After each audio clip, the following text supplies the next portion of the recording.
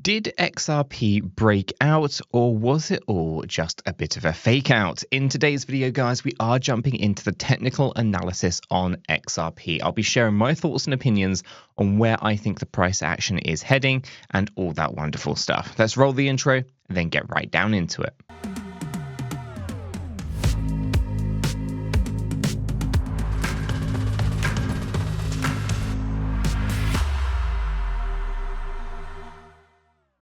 Hi guys, welcome back to the channel. Welcome back to another XRP video update, and today we are taking a look at the technical analysis on XRP. Here we have it paired up with USDT. We're on the 4-hour Binance chart. Now, following on from the previous video that I did on Monday, and JB obviously did an update video most recently as well, we can see that we've rallied up towards this area of previous resistance, coming in at between 62.62 and 66.85 cents.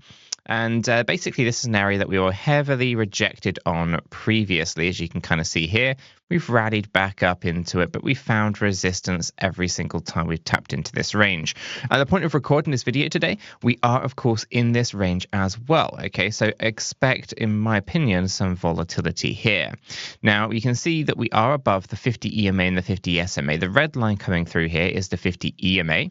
That is currently set at 61.01 cents. The yellow line coming through, that is the 50 SMA at 61.46 cents. And the 200 EMA is our white line down here, and that is currently at 57.25. Now, as you can kind of see, the 200 EMA has also been an area of heavy resistance for us. We did get this breakout above that 200 EMA, and we have, of course, been really heavily testing it recently as well.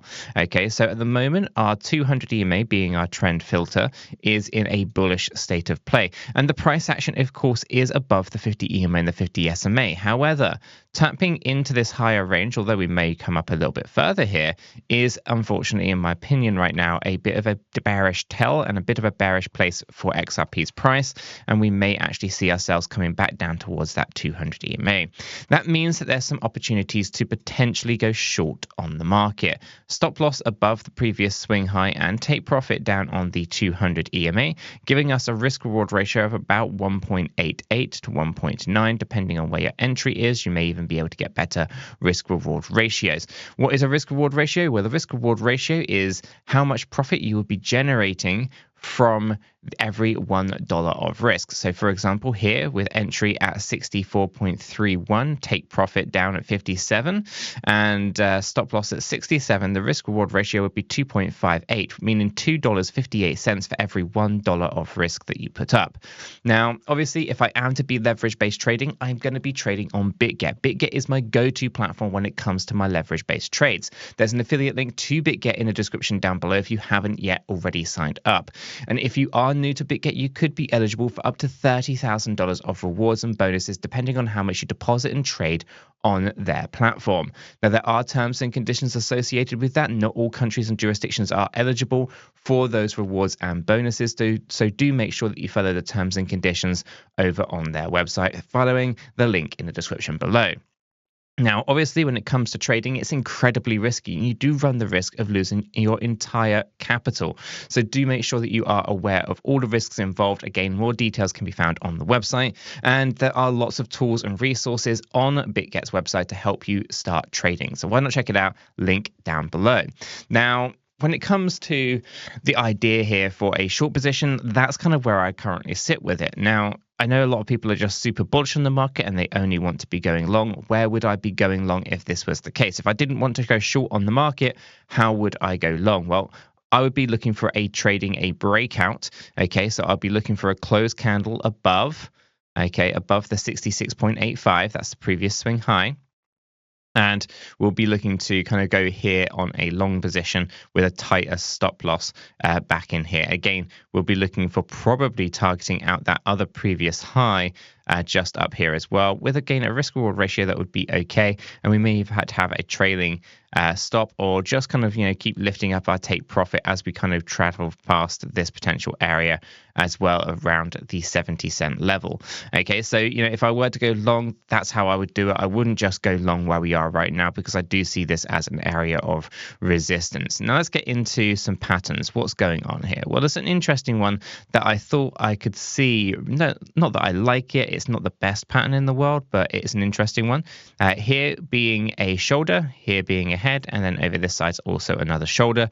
Inverted head and shoulder pattern with a neckline that would be here. That would actually show us then with a breach of this area moving up quite significantly for XRP. So let's go ahead and draw that on with the proper tools rather than just drawing it randomly with some lines.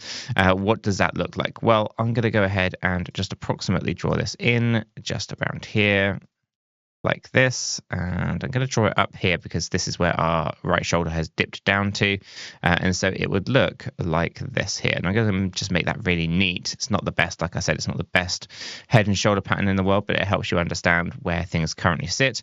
I'll draw a trend line for the neckline just here, and what you can do is you could see that we'd have a potential breakout here for XRP to target out around that 80-cent level. Just up here, okay, inverted head and shoulder.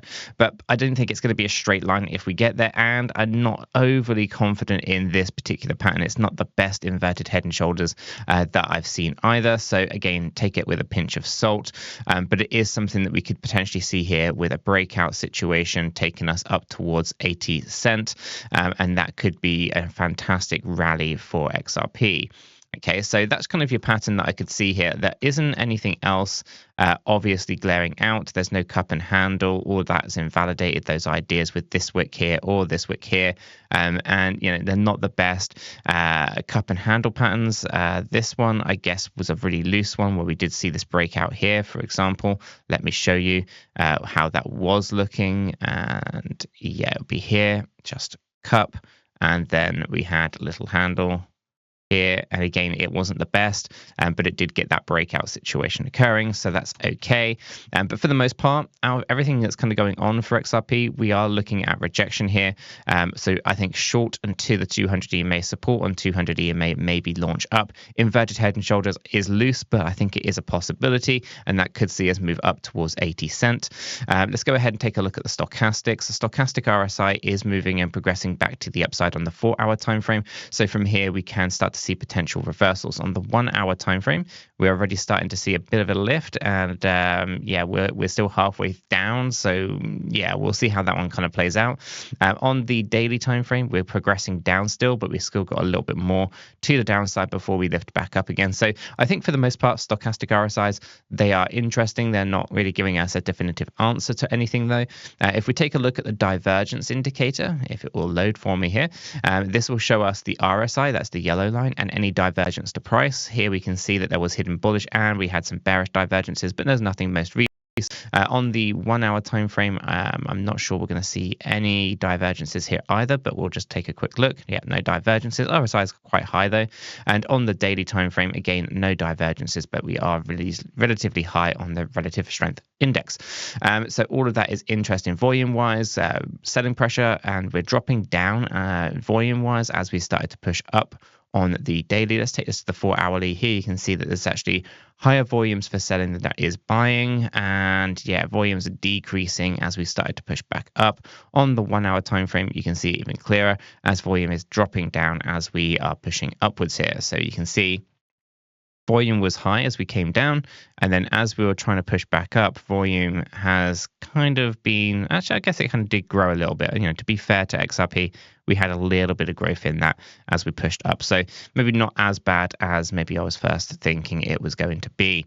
But all in all, I think XRP is in a reasonably good position, but I expect rejection from here for now. We are still in bullish movements. I still think we got good support on the lower trend line. We got good support of the EMAs and the SMA. So all in all, I think we're in an okay position. Just expect some volatility on the 4-hour and hourly timeframes. Guys, why don't you let me know what your thoughts are on all of that in the comments down below, and why don't you check out this video here where JB is going through his thoughts on Bitcoin and why it's a critical moment.